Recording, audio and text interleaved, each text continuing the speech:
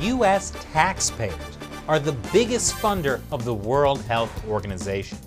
But it's rife with corruption, and it's done some sketchy things when it comes to China's coronavirus outbreak.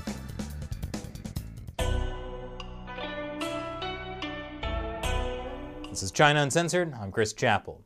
When the world is threatened by an outbreak of a deadly coronavirus from China, who are you gonna call? No. Who? The World Health Organization. I can see how that could be confusing. Let's just stick with WHO. And I can see how the WHO's response to the coronavirus could also be confusing, because it's hard to understand how the main global organization charged with handling it could have screwed up so badly. The World Health Organization is a United Nations body concerned with world health, at least supposedly. But it turns out corruption in the agency is putting lives at risk. By now, it's a recognized fact that the Chinese Communist Party has used a two-step solution to deal with the coronavirus. Step one, cover it up. They arrested whistleblowing doctors and journalists. And state-run media either kept numbers of infections impossibly low or didn't report on it at all. But after weeks of cover-up allowed the virus to spread across China and around the world, it became too big to cover up. So then, step two, authoritarian crackdown. The Chinese regime has quarantined much of Hubei province where the outbreak began. It is the largest quarantine in human history, with tens of millions of people affected. And now, much of the rest of the country is under lockdown as well. Now you might be thinking a quarantine makes sense, right? Except on this ginormous scale, it doesn't actually work well. It's been authoritarian, heavy-handed, and often arbitrary, varying from one village or city to another. And this has made Chinese people lose trust in their government. Some people look for ways to escape the quarantine zones, and many don't report to authorities when they get sick because the consequences could include being put in a quarantine center next to hundreds of other sick people. In some cases, people have said that the quarantine centers don't have enough medical staff or even food. According to an expert at the University of Edinburgh, the way Chinese authorities have gone about it is quite dangerous because you actually start to erode that trust in the government. You want citizens coming forward and saying, "I feel unwell." The Chinese Communist Party is getting slammed with international criticism for how they handled the coronavirus. But guess who hasn't been criticizing them?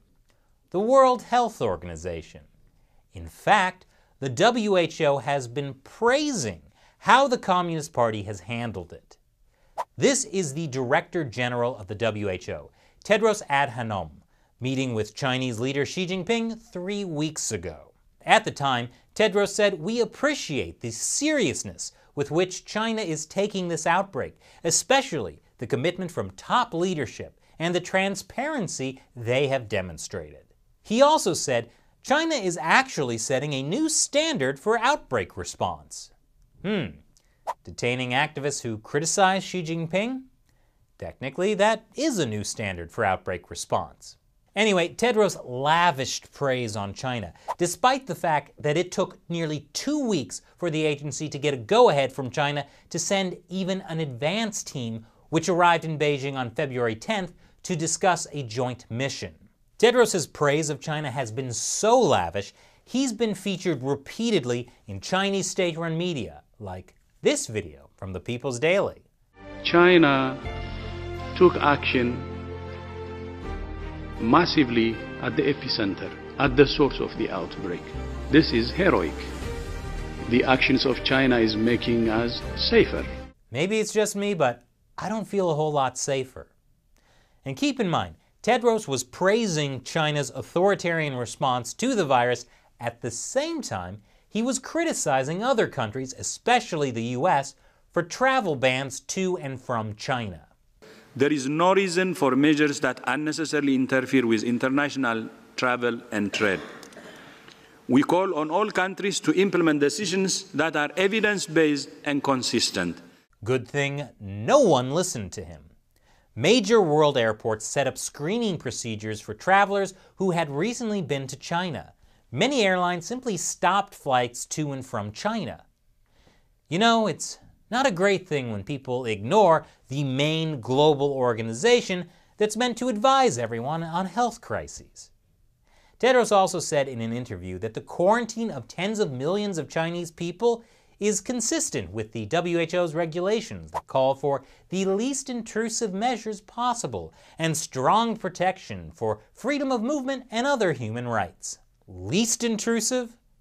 I would hate to see what the WHO actually considers intrusive.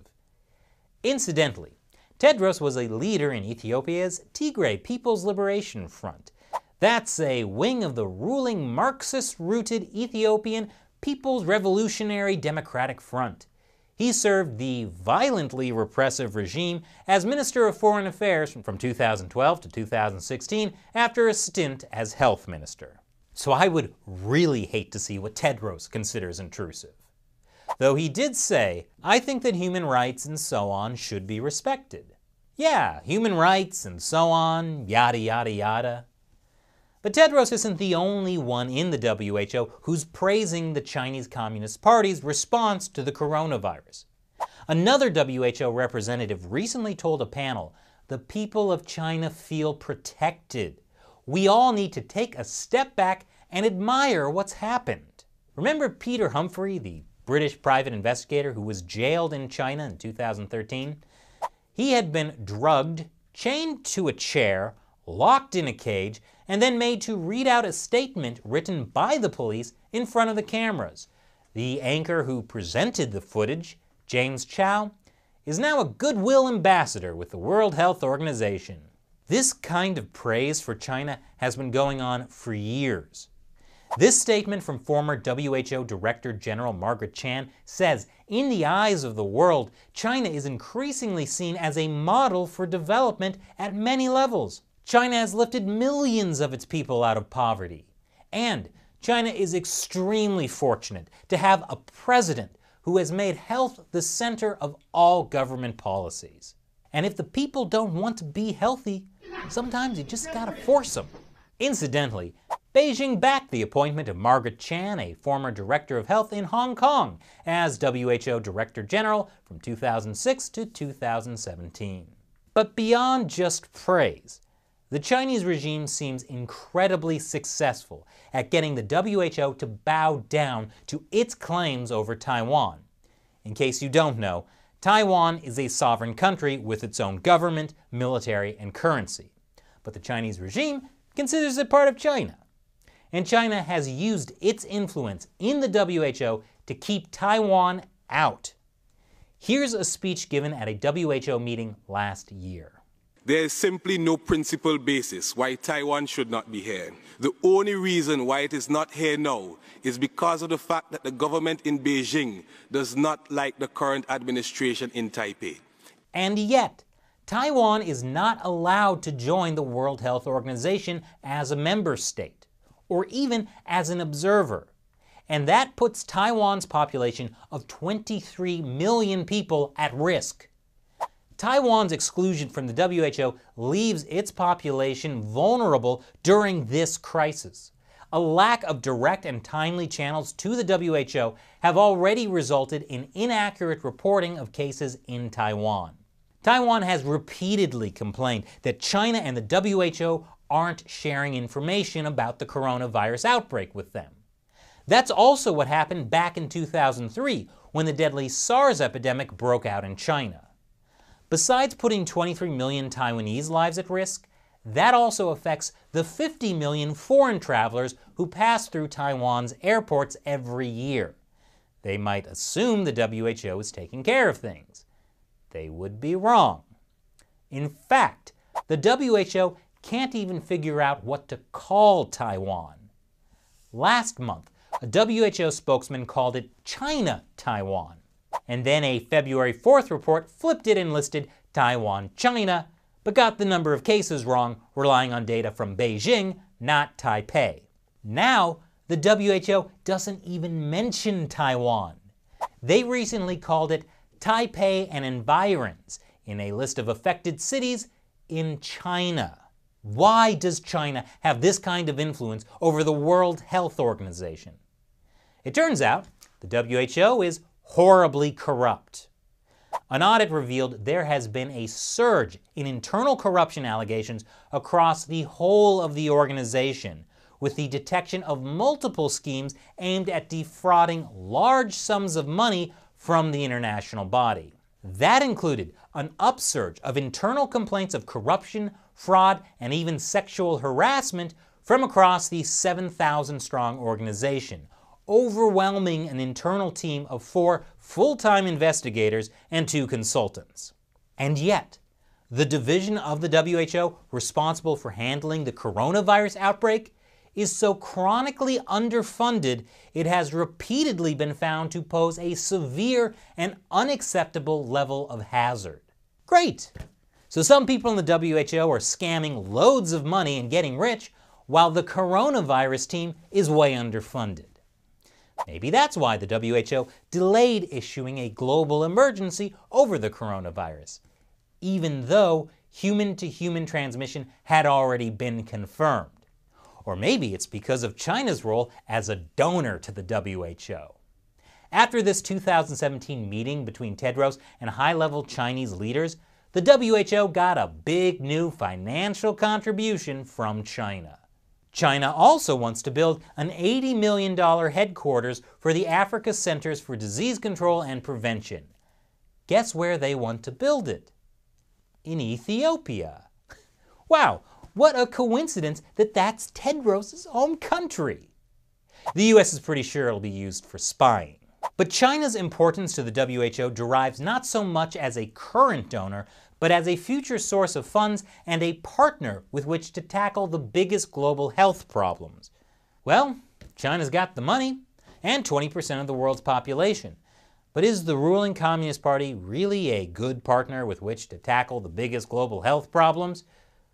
A lot of health experts are furious at the WHO for their praise of China's response to the coronavirus and their delay in issuing a global emergency. According to Lawrence Gostin, a professor of global health law at Georgetown University, who also provides technical assistance to the WHO, we were deceived.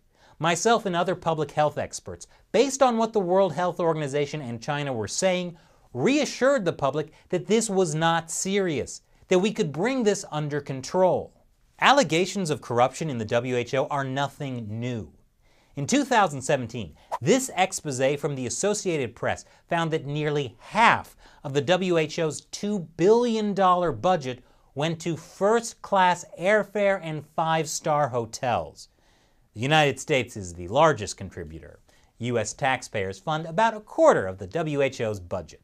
And get this, that doesn't include costs covered by host countries seeking to curry favor, which are off WHO's books. And if you know anything about the Chinese Communist Party and how they buy influence, it's often by spending on lavish trips.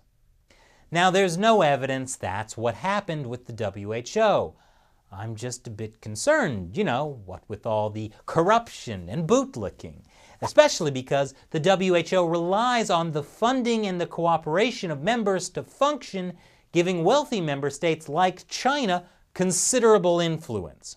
So I know right now you're probably pretty worried about getting accurate information about the coronavirus outbreak. Fear not. The WHO is also battling misinformation, working with Google to ensure that people get facts from the UN Health Agency first when they search for information about the virus. And that's why below this video on YouTube, a platform owned by Google, you'll see a link to the WHO, the most trustworthy source of coronavirus information. They put it there automatically. I can't remove it. Of course, if that's not enough to point your opinion in the correct direction, YouTube has also demonetized almost every video I and everyone else on YouTube has published about the coronavirus. To discourage us all from even talking about it outside the official channels. But what Google, YouTube, the WHO, and China didn't count on was the amazing support of what I call the China Uncensored 50 Cent Army. They're fans of the show who contribute on the crowdfunding website Patreon. Because of their financial support, I can make an episode about how China, the WHO, and Google don't have your best interests at heart when it comes to the coronavirus outbreak. They can demonetize China Uncensored all they want, and I'll just keep making episodes anyway. So as a thank you to members of the China Uncensored 50 Cent Army, I answer questions from them at the end of some of my episodes. Today's question comes from Tony Chapkowski. He asks, Tedros, really on the ball? China has huge investments in Ethiopia, where he hails from, and their airline is still flying to China. It makes Kenya, next door, very afraid. You know, I never even thought about that, but it turns out that yes, China is investing heavily in Ethiopia. And since Chinese investment is called debt trap diplomacy, it should come as no surprise that about half of all Ethiopia's debt belongs to China. The largest part of the debt was for the construction of the $4 billion Ethiopia-Djibouti Railway. The Export-Import Bank of China backed the project with $3.3 billion in loans. The railway has so far been crippled by light loads, electricity shortages, and disruptions due to protests. But hey, it connects Ethiopia to China's first overseas military base in Djibouti. So that's worth it, right? Chinese investment in Africa has been called a new colonialism. Could Chinese investment in Ethiopia affect Tedros' decision-making as Director-in-Chief of the WHO? Obviously, I can't say for sure. But let's just say I feel extra comforted by the WHO link YouTube is putting below this video. Take it away, Tedros. The actions of China is making us safer. Thanks for your question, Tony. And thank you for watching. Please be sure to subscribe to China Uncensored. I've been hearing from a lot of subscribers. YouTube has unsubscribed them. So yeah, make sure you're subscribed. Turn that notification bell on so you get notified when we have new episodes. And please, help share these videos.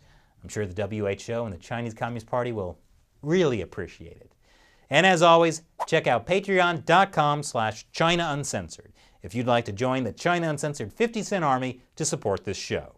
Once again, I'm Chris Chappell. See you next time.